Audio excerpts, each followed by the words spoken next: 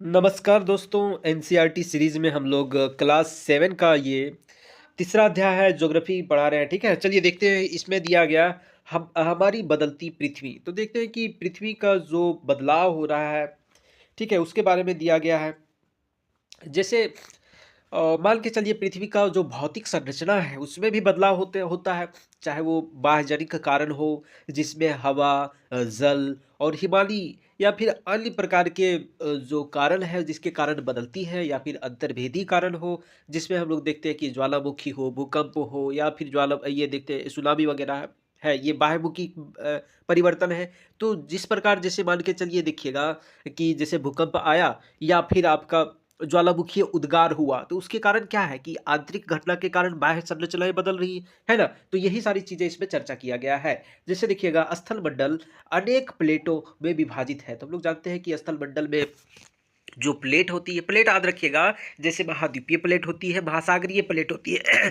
Plate यह एक प्रकार का ठोस संरचनाएं होती है और ये अनियमित होती है। ऐसा नहीं कि आपका एकदम स्क्वायर हो, रेक्टेंगल हो, ऐसा नहीं। अनियमित संरचना होती है जो कि आपका दुर्बल मंडल आदि की एस्थेनोस्फेयर में क्या करती है, चलायमान होती है, गतिमान होती है, प्लेट कहलाती है। ठीक है, तो जो प्लेटें होती हैं उन्हें जिन्हें स्थल मंडलीय प्लेट कहते हैं।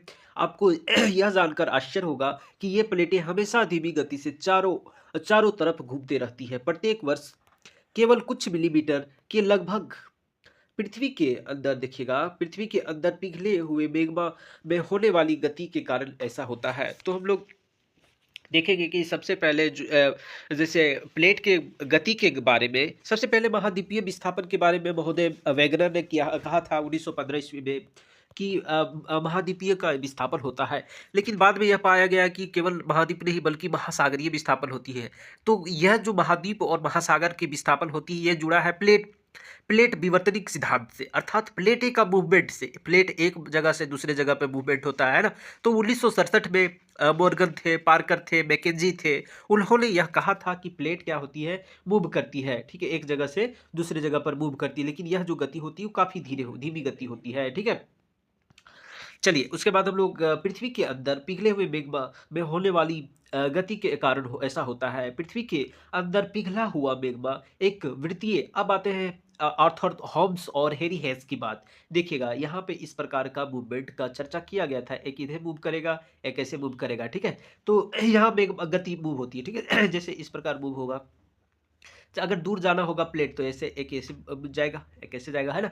और अगर इसको क्या बोलते हैं, यह प्लेट हो जाएगा अपसारी प्लेट, मतलब वो वैसी प्लेट है जो एक दूसरे से दूर जाती है। लेकिन अगर मध्य अटलांटिक कटक की बात किया जाए तो इसमें हम लोग देखते हैं कि कुछ प्लेटें जो होती है वो एक दूसरे के नज़दीक आती है। ठीक है, एक दूसरे के नज़दीक आती है, और ये जो भारी होता है वो नीचे धंस जाता है, जो हल्का ऊपर रहता है। इसी कारण एक प्रकार के पर्वतों का निर्माण होता है, जैसे हिमालय की संरचना। यह तो महाद्वीपीय महाद्वीपीय टकराव के कारण हुआ। जैसे एशियाई आपका देख लीजिएगा, यूरेशियाई प्लेट से जो टकरा गया था, है ना। तो बीच में तेथिस सागर था। तो इस प्रकार महासागर का जो विकास हुआ वो किस कारण, प्लेट की गति के कारण, है ना। चलिए अब आ जाते हैं आगे आते हैं पृथ्वी के अंदर पिघला हुआ मैग्मा की गति। तो हम बता दिए कि हेरी हेस और आर्थर थॉमस ने कन्वेंशनल कन्वेक्शन सिद्धांत दिया था, जिसमें मैग्मा की गति के बारे में विस्तृत चर्चा बताया गया था। ठीक है, पृथ्वी के अंदर पिघला हुआ मैग्मा एक वृत्तीय रूप में घूमता है। ठीक है, अब आते हैं प्लेट की इस गति के कारण पृथ्वी की सतह पर परिवर्तन होता है। बिल्कुल होता है, प्लेट की गति के कारण सतह पर परिवर्तन होता है। प्लेट की गति तीन प्रकार के होते हैं, एक अपसारी, अभिसारी और रूपांतर गति, है ना। तो पृथ्वी की गति को उन बलों के आधार पर विभाजित किया जाता है, किया गया है जिनके कारण ये गतियां उत्पन्न होती है। जो बल पृथ्वी के आंतरिक भाग में घटित होते हैं उससे अंतर्जनित यानी इंडोजेनिक फोर्स कहा जाता है, अंतर्जनित। और जो बाह्य बल कहते हैं, जो बल पृथ्वी के सतह पर उत्पन्न होता है उसे बहिर्जनिक बल यानी एक्सोजेनिक फोर्स कहते हैं। अंतर्जनित बल कभी आकस्मिक गति उत्पन्न करते हैं तो कभी धीमी गति, जैसे भूकंप, ज्वालामुखी, या आकस्मिक गति का कारण है के कारण पृथ्वी की सतह अत्यधिक हानि होती है। तो याद रखिएगा कि अंतर्जनित जो गति है वो किसके कारण उत्पन्न हो रही है, भूकंप और ज्वालामुखीय गति ये अंतर्जनित गति है, लेकिन यह गति है आकस्मिक गति, काफी तेजी से होने वाली गति है।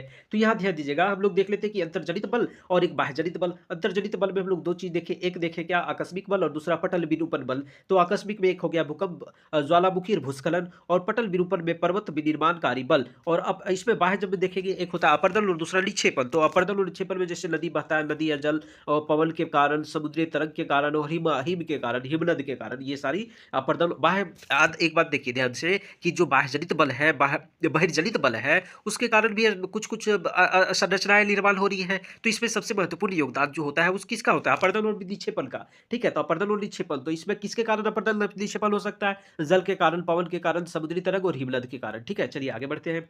तो देखिएगा, ज्वालामुखी भूपर पट्टी पर खुला एक ऐसा छिद्र होता है जिसमें पिघले हुए मैग्मा आश्चर्यजनक अचानक निकलते हैं। तो देखिएगा, यहाँ पे आपका मान के चलिए नीचे मेंटल है, ये परपट्टी है, और ये मेंटल से बाहर नीचे नीचे निकलने लगा मेघवा।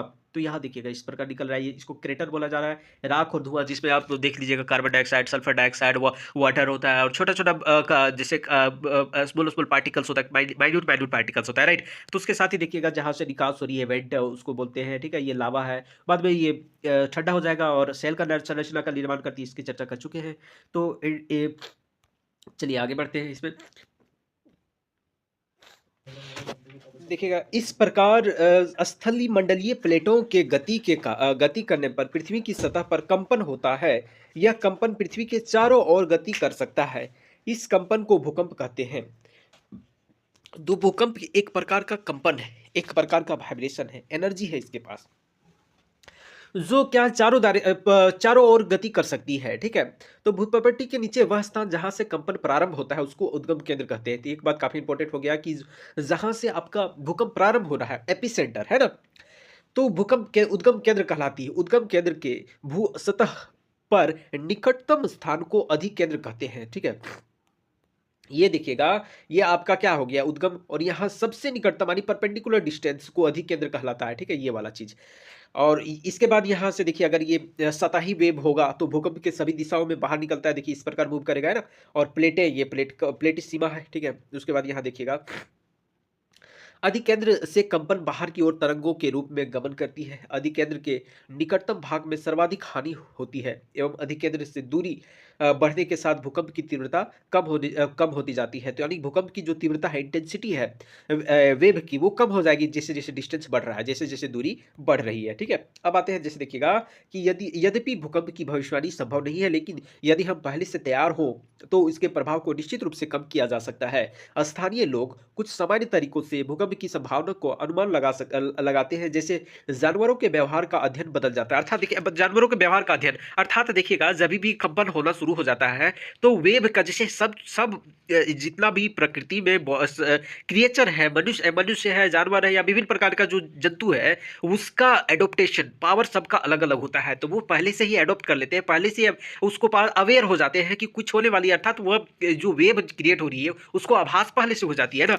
जैसे तालाब में मछलियों का उत्तेजना, सांपों का बिल से बाहर होना, ये प्रकार की गतिविधि हम लोग से पता कर सकते हैं कि कुछ घटना होने वाली है। ठीक है, तो यहाँ ध्यान दीजिएगा, भूकंप का माप करने का जो तरीका है, ध्यान दीजिएगा, एक जैसे भूकंप की तीव्रता को रिक्टर स्केल में मापी जाती है। ठीक है, और भूकंप की तीव्रता 2 पॉइंट अथवा उससे कम होने पर उसका प्रभाव नहीं के बराबर होता है। और जिस भूकंप की तीव्रता 5 होती है वह वस्तुओं के गिरने से क्षति पहुंचा सकता है, और जिस भूकंप की तीव्रता 6 या उससे अधिक होती है वह बहुत शक्तिशाली है। जिसकी तीव्रता 7 अथवा अधिक होती है सर्वाधिक शक्तिशाली समझा जाता है। यह भूकंप लिखी है और रिक्टर स्केल के माध्यम से उसकी तीव्रता को माप करते हैं। चलिए आ जाते हैं मुख्य स्थलाकृतियों के बारे में। जैसे अपक्षय, अपर्दन, हम लोग पहले देख लिए हैं कि जो बहिर्जनित कारक है जिसके कारण पृथ्वी पर बाह्य संरचना का निर्माण होता है, उसमें अपक्षय जैसे अपर्दन और निक्षेपण बहुत बड़ा कारक होती है। अपक्षय देखिए अपने आप में बहुत भंगुर है, अपने आप में, जैसे कि मान के चलिए बड़ा सा कोई संरचना है, थोड़ा सा तो अपने अपने टूट रहा है, ये पूरा खत्म हो गया, अपक्षय हुआ। लेकिन ये एक और संरचना जिसमें देखिए थोड़ा सा भाग पानी के कारण खत्म हुआ, फिर थोड़ा सा भाग खत्म हुआ, थोड़ा तो इस प्रकार हो रहा है, थोड़ा थोड़ा बहुत, थोड़ा थोड़ा इस प्रकार, और ले जा रहा है अपने उसके साथ ले भी जा रहा है, तो ये अपर्दन कहलाती है। ठीक है, तो देखिएगा, अपक्षय अपरदन दो प्रक्रमों द्वारा भूदृश्य लगातार विघटित होती रहती है। पृथ्वी की सतह पर सेलों के टूटने से अपक्षय क्रिया होती है। देखिए सेल टूट रहा है, ठीक है। भूदृश्य पर जल, पवन और हिम जैसे विभिन्न घटकों के द्वारा होने वाले क्षय को अपरदन को बोलते हैं, ठीक है। तो एक बात क्लियर याद रखिएगा कि जैसे मान के चलिए कोई चट्टान है, तो यह जल के कारण हो या पवन के कारण हो या हिम के कारण, तो इसका टुकड़ा बाहर भी जा रहा है, तो थोड़ा दूर भी चल जा रहा है ना, ये अपरदन कहलाती है। लेकिन अपक्षय मतलब वही कोई भी संरचना है, कोई भी सेल है, तो वही टूट के वही रह रहा है, ठीक है। ये अपक्षय कहलाता है, ठीक है। जैसे वायु, जल आदि अपरदित कारकों को एक दूसरे स्थान से ले जाते हैं, फलस्वरूप एक स्थान पर निक्षेपित कर देते हैं। अपरदन और निक्षेपण के प्रक्रम से धरातल विभिन्न प्रकार की स्थलाकृतियां बनती रहती है। तो एक बात क्लियर हो गया कि अपरदन और निक्षेपण के कारण बहुत सारी स्थलाकृतियां का निर्माण होते रहती है, ठीक है। अब देखते हैं नदी के जल से दृश्य भूमि का अपरदन होता है।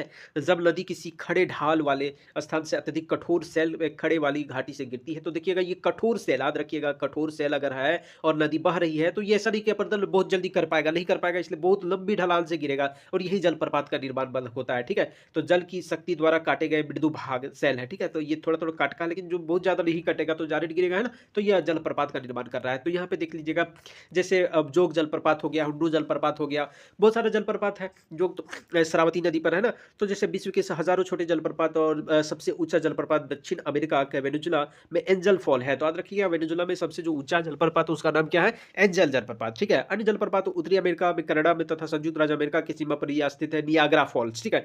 तो कहाँ स्थित है? अमेरिका और कनाडा के बीच में नियाग्रा फॉल्स, राइट। अब हम देखते हैं अफ्रीका में भी है, जाम्बिया और जिम्बाब्वे के बीच में, देखिए याद रखिएगा, जाम्बिया और जिम्बाब्वे के बीच में सीमा पर स्थित है विक्टोरिया फॉल, ठीक है। तो ये चीज याद रखिएगा, ये नियाग्रा फॉल है, कहाँ स्थित है? अमेरिका और कनाडा के सीमा पर। अब आते हैं, देखिएगा विसर्प का निर्माण किस प्रकार हो रही है। जैसे देखिएगा, जब नदी मैदानी क्षेत्र में प्रवेश करती है तो वह मोड़दार मार्ग पर बहने लगती है। मैदानी क्षेत्र में गए तो ऐसा नहीं कि पूरा सीधा चलेगा, थोड़ा सा मैदानी है तो हो सकता है इस प्रकार मूव करे, है ना, इस प्रकार तो मोड़दार होकर बहने लगती है। नदी की इन्हीं मोड़ों को विसर्प कहते हैं। तो आज क्लियर हो गया कि विसर्प क्या कहलाती है? मोड़दार, मोड़ यानी मोड़ को ही विसर्प कहते हैं। इसके बाद विसर्पों के किनारा लगातार अपरदन और निक्षेपण शुरू हो जाता है। विसर्प लूप की सिर के निकट आते हैं और समय के साथ विसर्प लूप नदी से कट जाती है, तो और अलग झील का निर्माण करते हैं, जिसे चाप झील कहते हैं। देखिएगा क्या हुआ कि समय के साथ जैसे इस प्रकार का है ना, धीरे धीरे देखिए इस प्रकार मूव किया, उसके बाद यही जो है वो अबर इस प्रकार गया और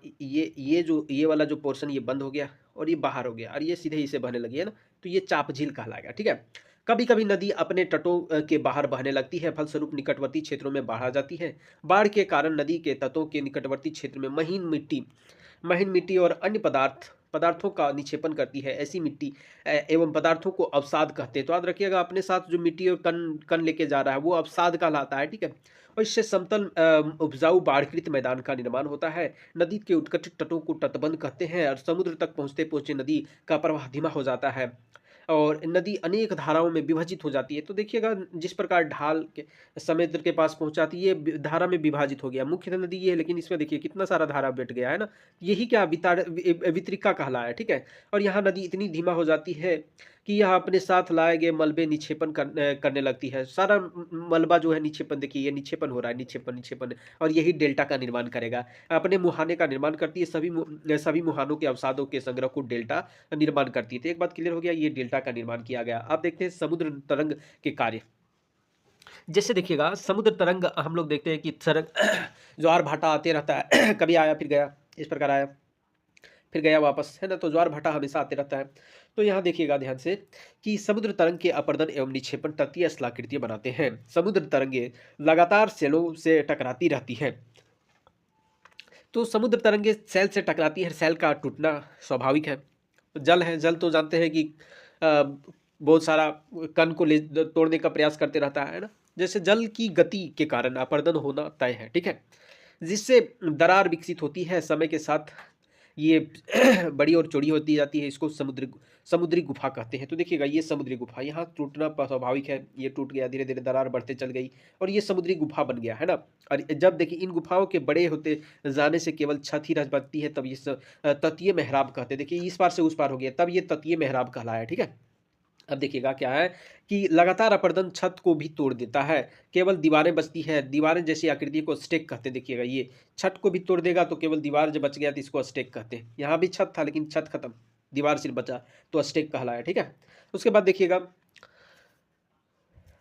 समुद्री जल के ऊपर लगभग ऊर्ध्वाधर उठे हुए ऊंचे सेल को समुद्री भृगु कहते हैं। समुद्र तरंगे किनारों का अवसाद जमा और जैसे समुद्री पुलीन का निर्माण करता है। देखिए समुद्र भृगु का हो गया, और थोड़ा सा समुद्री तटों पर भी समुद्र भृगु का निर्माण करता है। ठीक है, तो अब आते हैं हम लोग हिमनद के कार्य। हिमनद मतलब हिमालय वाला मतलब ऐसा क्षेत्र जो जहाँ पे बर्फ जमा हो पहाड़ों की तरह, ठीक है, ग्लेशियरों की तरह, है ना। तो वो वहाँ पे बर्फ थोड़ा सा पिघल के नदी का स्वरूप लेती है, लेकिन हिम के रूप में, ऐसा नहीं जल के रूप में। तो हिम के रूप में थोड़ा सा प्रवाहित होती है।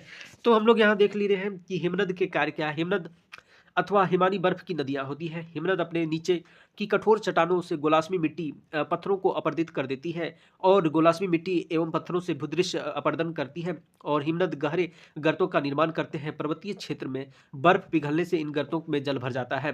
तो जहाँ जहाँ हिमनद क्या करता है, गड्ढा जैसा बनाया और बाद में बर्फ पिघलने से वो भर जाता है, तो वो क्या कहलाएगा, देखिएगा जल भर जाता है और यह सुंदर झील बन जाता है। हिमनदों के द्वारा लाए गए पदार्थ जैसे छोटे बड़े सेल, रेत, तलछट मिट्टी निक्षेपित करती है। यह निक्षेपण से हिमनद हिमोड़ कहा जाता है। ठीक है, हिमनदों के द्वारा लाया गया निक्षेपण, जो निक्षेपण हो चुका है, जमा हो चुका है, वही हिमनद हिमोड़ कहलाया। ठीक है, चलिए अब आ जाते हैं पवन का कार्य देखते हैं। पवन के कारण भी बरकान, बालू टिब्बा, है ना, लोयास, ये सारा चीजें निर्माण होती है। चलिए उसके बाद देखते हैं कि क्या आपने रेगिस्तान देखा। बालू के टिब्बे कुछ चित्र इस प्रकार देखिए। रेगिस्तान में पवन अपरदन निक्षेपण प्रमुख कारक है। रेगिस्तान में आप छत्रक के आकार के सेल देखते हैं। तो छत्रक के आकार का जो सेल है वह उसका निर्माण कैसे होता होगा वो सोचिए जरा। देखिए जिन्हें सामान्यतः छत्रक सेल कहते हैं। ठीक है, देखिएगा पवन सेल के ऊपरी भाग की अपेक्षा निचले भाग को आसानी से काटती है। ठीक है, इसलिए देखिएगा मान के चलिए ये कोई सेल है, इधर से भी काट दिया, इधर से भी काट दिया, तो ये ऐसे बन गया और ये कम पतला हो गया। तो ये क्या छत्रक जैसा नहीं लग रहा है, यही छत्रक सेल कहलाती है। ठीक है, निचले भाग को कहा कि जल्दी काटता है ना, आसानी से काटता है, इसलिए ऐसी सेल के आधार संकीर्ण एवं शीर्ष विस्तृत होते हैं। पवन चलने पर अपने साथ रेत को एक स्थान से दूसरे स्थान पर पहुंचाती है। जब पवन का बहाव रुकता है तो यह रेत गिरकर छोटी पहाड़ी बनाती है, जिसे बालू टिब्बा कहते हैं। तो टिब्बा बन जाता है इस प्रकार, है ना, इस प्रकार देखिएगा टिब्बा बन गया, तो बालू टिब्बा कहते हैं। जब बालू के कण महीन हल्के होते हैं तो वायु उनको उठाकर अत्यधिक दूर ले जाती है। और जब ये बालू कण विस्तृत क्षेत्र में निक्षेपित हो जाती है तो इसे लोयास कहते हैं। तो लोयास का निर्माण होता है। ठीक है, तो चीन में विशाल लोयास निक्षेप पाए जाते हैं। चलिए ठीक है दोस्तों, फिर मिलते हैं अगले अध्याय में। तब तक के लिए सब्सक्राइब जरूर कर दीजिएगा, काफ़ी मेहनत लगता है पढ़ाने में, और शेयर कर दीजिएगा। जय हिंद, जय भारत। तब तक के लिए नमस्कार, फिर मिलते हैं नेक्स्ट वीडियो में।